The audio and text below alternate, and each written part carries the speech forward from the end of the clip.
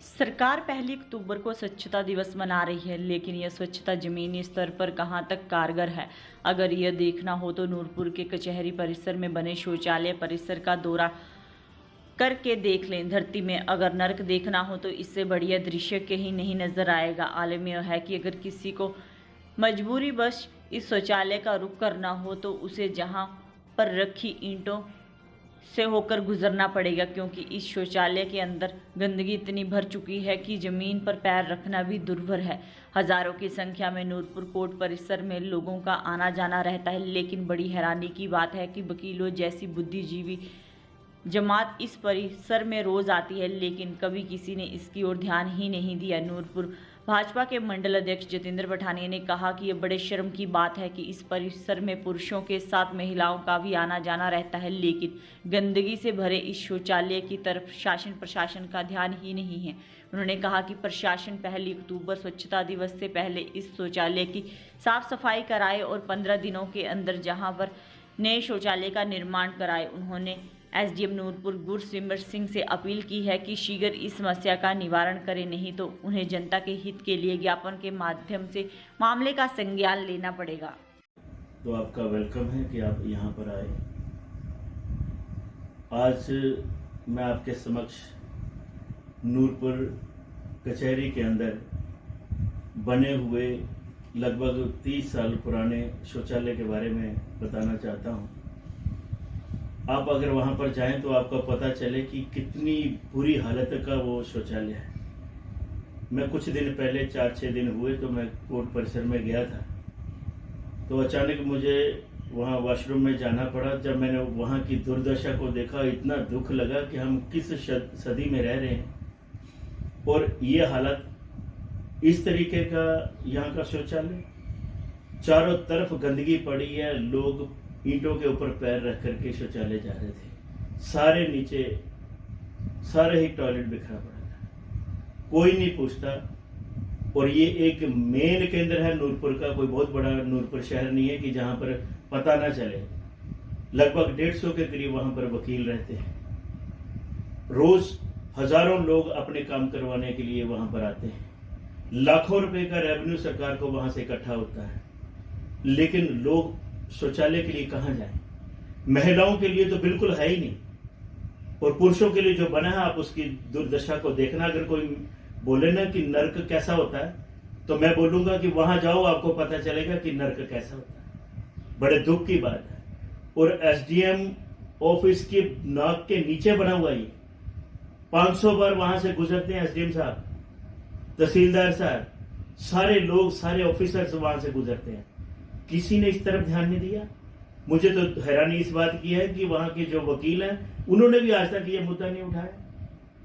कितनी सरकारें बनी, कितने लोग मंत्री बने, विधायक बने, कोई नहीं बोला, किसने ध्यान नहीं दिया। ये जनहित के मुद्दे कौन उठाएगा? भारतीय जनता पार्टी लोगों के हित में काम करती है। ये मुद्दा मैंने आज इसलिए उठाया, सारे देश भर में स्वच्छता का अभियान चला हुआ है।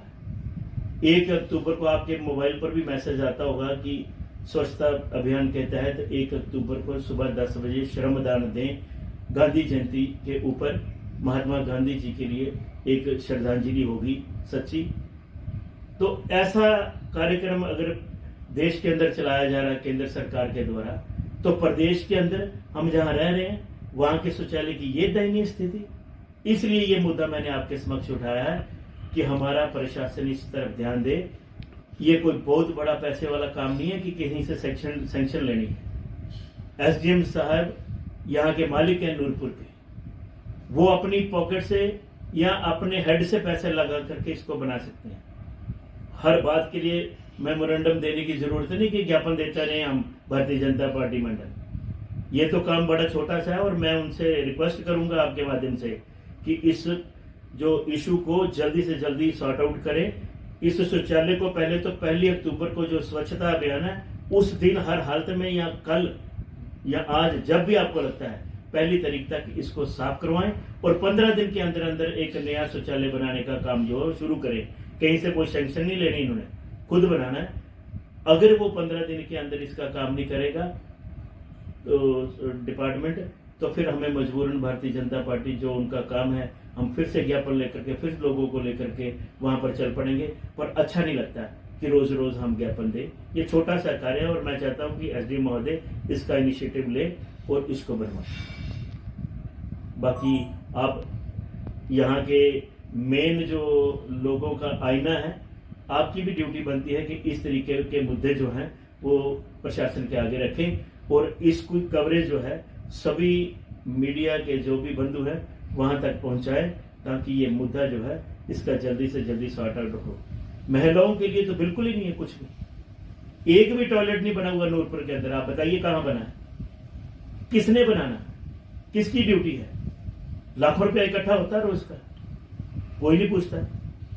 महिलाएं इतनी परेशान होती हैं, मैं देखता हूं कि आधा आधा किलोमीटर दूर के ही झाड़ियां ढूंढती हैं कि जाना हो।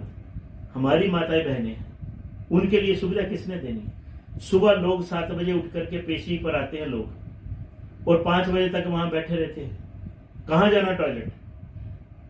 लोग वसीयत करने के लिए वहां पर आते हैं।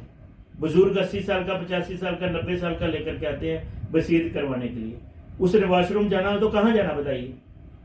बड़ा गंभीर मुद्दा है और मैं आपके माध्यम से फिर से प्रशासन के आगे ये रिक्वेस्ट करता हूं कि इसको शीघ्र अतिशीघ्र इसको दुरुस्त करें और नया शौचालय जो है नूरपुर के अंदर बनाएं, ताकि लोगों को सुविधा मिले। ये एक बुनियादी मुद्दा है।